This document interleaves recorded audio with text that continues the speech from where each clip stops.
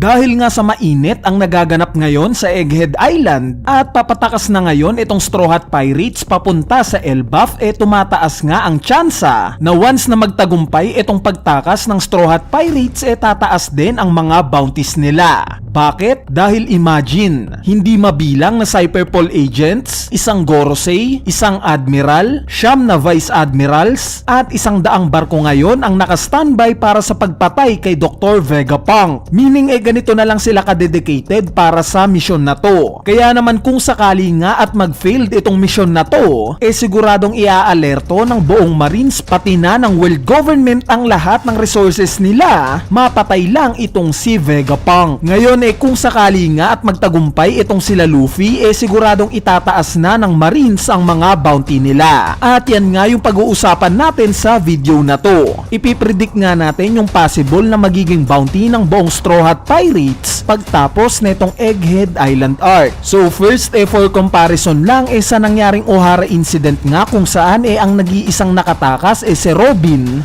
although isa nga lang siyang bata, binigyan siya ng world government ng 79 million belly na bounty. Yes guys, ganito kataas. Imagine, ang nagagawa lang ni Robin ang makabasa ng mga poneglyphs at wala pa siyang knowledge patungkol sa Void Century. Kaya what more kung may knowledge pa siya, 'di ba? Kaya naman ito nga yung magiging basihan natin sa una nating ipipredict na bounty, which is si Dr. Vegapunk. Dahil nga sa may knowledge si Vegapunk patungkol sa Void Century sa pamamagitan ng mga libro sa Ohara, at given na capable siyang gumawa ng armas na kayang lumibel sa isang ancient weapon gaya ng ginamit ni Imsama, sa tingin ko nga na ang magiging bounty niya 2 billion belly. Yes, ganito agad kataas. Dahil besides nga sa mga nabanggit ko, sobrang crucial nga ng role ni Vegapunk sa side ng Marines at world government. Nang dahil nga sa mga seraphim niya, nagawa niyang punan itong pagkabuwag ng 7 warlord system. Siya nga rin yung gumawa ng mga pacifistas na sobrang laki ng tulong sa Marines. May mga weapons din at kung ano-ano pa na siya lang ang nakakagawa. Kaya naman itong 2 billion belly nga na bounty niya, masasabi nating sakto lang para sa kanya. Ang sumunod naman mag-proceed na tayo sa Straw Hat Pirates. Una si Luffy. Bali itong prediction nga natin ng bounty ni Luffy nakadepende pa kung matatalo niya si Admiral Kizaru o hindi. Kung matatalo niya nga siguradong mas mataas yung magiging bounty niya. Pero kung hindi niya to matatalo at tatakas lang siya, syempre tataas pa rin naman ng konti yung magiging bounty niya. So ibase natin sa worst case scenario. Kung sakali nga at magtagumpay na makatakas itong si Luffy papunta sa Elbaf, sa tingin ko nga naaangat yung bounty niya into 4 billion belly. Yes, tataas ng 1 billion belly sa current bounty niya na 3 billion belly. Sa tingin ko nga na itong bounty na to ang magsiseparate sa kanya sa mga nakasama niya sa Wano arc, which is sila Eustace Kid at Trafalgar Law. Dahil kung matatandaan nyo, pare-parehas nga yung bounty ng tatlong to pagtapos ng Wano arc. Ang pinagkaiba nga lang nila si Luffy ang hinirang na isa sa mga emperor. Pwede nga nating sabihin na purposely na ginawa ito ni Oda. Para nga naman patas silang tatlo, since pare-parehas nga naman silang nag-effort sa pagtalo kila Big Mom at Kaido. Though ang possible idea nga ni Oda hindi ito pang matagalan. Dahil sa mangyayari ngang Egghead Island arc tataas ulit ang bounty ni Luffy. So it makes sense nga para sa akin itong 4 billion belly dahil on paper nga parang le-level na siya kay Shanks. Since si Shanks nga may 4 billion and 48 million belly ngayon na bounty. At speaking of Shanks, na alam naman nating nasa Elbaf ngayon, kung sakali nga at maging 4 billion belly talaga ang bounty na itong si Luffy, it makes sense din na ito na yung tamang oras ng pagkikita nila. Dahil as Luffy promise nga, ibabalik niya daw itong Straw Hat ni Shanks once na maging Great Pirate na siya. At dahil nga sa isa na siya sa mga Emperor at kalibel niya na itong bounty ni Shanks, sa Elbaf arc na nga ang tamang oras ng reunion nila, 'di ba? Ngayon mapunta naman tayo kay Zoro. Dahil nga sa ang katapat ni Zoro ngayon itong si Rablucci, at technically nga itong si Lucci ang pinakamalakas sa lineup ng Cyberpol agents, mukhang ang magiging bounty nga nitong si Zoro tataas ng 500 million belly. Kaya naman over overall ang possible na magiging bounty ni Zoro 1.61 billion belly, na kung magkataon nga at tumama ito siya na yung may pinakamataas na bounty sa hanay ng mga first mate, since currently nga itong si King pa rin sa mga first mates ang may pinakamataas na bounty na na-reveal sa series ng One Piece. Sa part naman ni Sanji para sa akin nga similar lang yung itataas ng bounty niya kay Zoro, which is 500 million belly rin, meaning magiging 1.5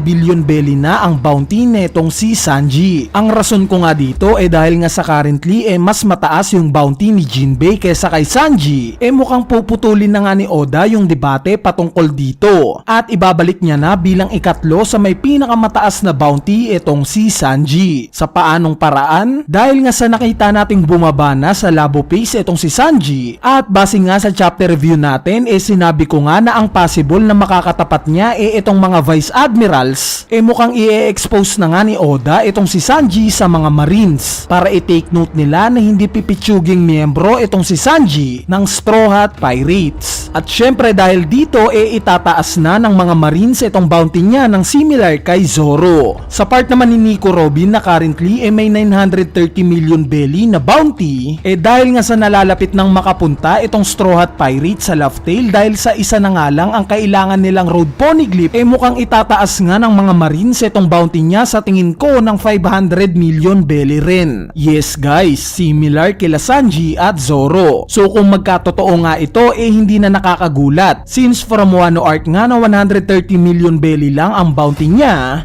tumaas nga ito ng 800 million belly. Kaya it makes sense na itataas rin ito ng sobra-sobra pagtapos ng Egghead Island Arc, since siya nga ang nag-iisang ingredient para mapuntahan ang Laugh Tale, dahil sa siya nga lang ang nakakabasa ng mga poneglyphs. Sa part naman ng iba pang miyembro ng Straw Hat Pirates gaya nila Usopp, Jinbei, Nami, Franky at Brook sa tingin ko nga na pare-parehas lang yung itataas nilang bounty. Kung sa Wano Arc nga nagkaroon sila ng increase na 300 million belly, sa tingin ko nga na ganito pa rin yung magiging increase ng mga bounties nila. So sinama ko nga sa grupo na to si Jinbei dahil pinoportray nga ni Oda na parang hindi tutulong itong si Jinbei sa laban, nang sa ganun nga naman makuha ni Sanji yung spotlight at magkaroon ng mas mataas na bounty kesa sa kanya, meaning ang magiging bounty na itong si Jinbei 1.4 billion belly galing sa 1.1 billion belly. Mas mataas nga si Sanji ng 100 million belly. Si Usopp naman magiging 800 million belly. Si Nami 666 million belly. Si Franky naman 694 million belly. At si Brook 683 million belly. Sa part naman ni Chopper nakadepende pa nga yung magiging bounty niya sa kung ano yung ipapakita niya ngayon sa nangyayaring Egghead Island Arc. Dahil nga sa pinoportray na parang pet lang siya ng Straw Hat Pirates kaya hindi siya nabibigyan ng mataas na bounty,